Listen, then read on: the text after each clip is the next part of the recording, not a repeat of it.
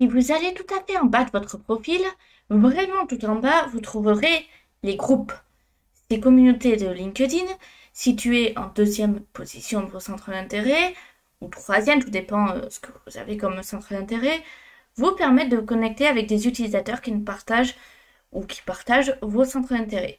Vous devez penser que les groupes sont de vrais oubliés qui ne servent à rien, un peu si vous avez connu les groupes de Facebook, car on ne les voit pas spécifiquement depuis le profil. Mais il faut penser autrement. Tous les groupes que vous rejoignez disent quelque chose de vous, et surtout, il vous rapproche des autres. Comment?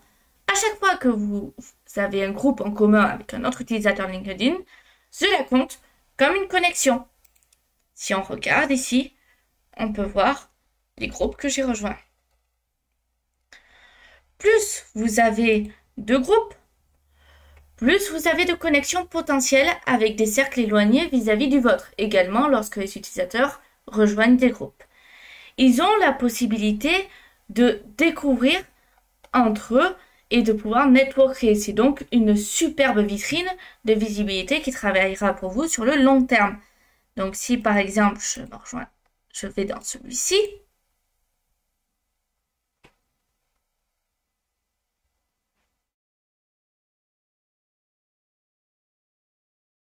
je peux voir le nombre de membres et donc là ça sera flouté, mais les personnes que j'ai en relation déjà. Ensuite, je peux voir tous les membres en cliquant sur tout afficher déjà présents et donc me connecter à ces personnes. Si vous souhaitez à votre tour donc ensuite créer un groupe, je vais vous montrer comment procéder. Voici déjà la liste de tous les membres du groupe que je vous ai présenté. Donc maintenant, si on souhaite à notre tour réunir une communauté d'experts utilisateurs et créer notre propre groupe, il faut se rendre dans l'onglet Réseau, ici. Ensuite, sur la gauche, on clique sur Groupe. Jusque-là, on a la possibilité de créer un groupe. On va le voir.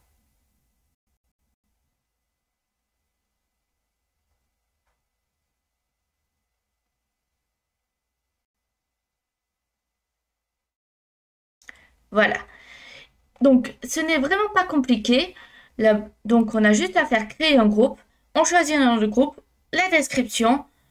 On peut choisir un secteur, le lieu, les règles qui sont importantes, public ou privé, et les autorisations. C'est une bonne nouvelle. On peut créer autant de groupes qu'on le souhaite.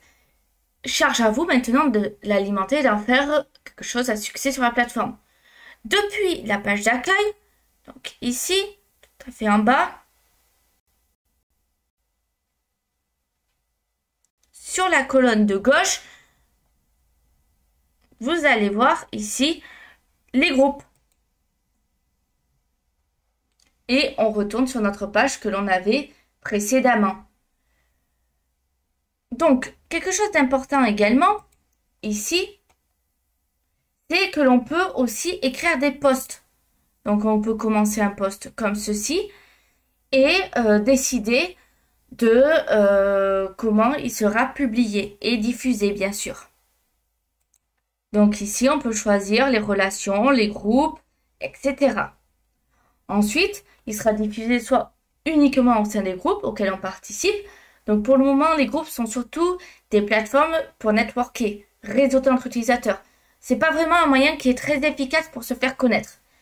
Mais il ne faut pas oublier qu'à chaque fois qu'on fait une action et qu'on poste dans un groupe, même si nos vues ne sont pas forcément au rendez-vous, on a la possibilité d'être découvert a posteriori. Autrement dit, tout le temps passé à rejoindre des groupes, à les animer, c'est pas une dépense, mais un investissement sur le long terme. J'espère donc que ça va vous donner des idées pour booster votre profil LinkedIn, vous faire découvrir et ainsi booster votre carrière. Ainsi, vous aurez peut-être de nouvelles rencontres et pourrez vous faire connaître dans des groupes.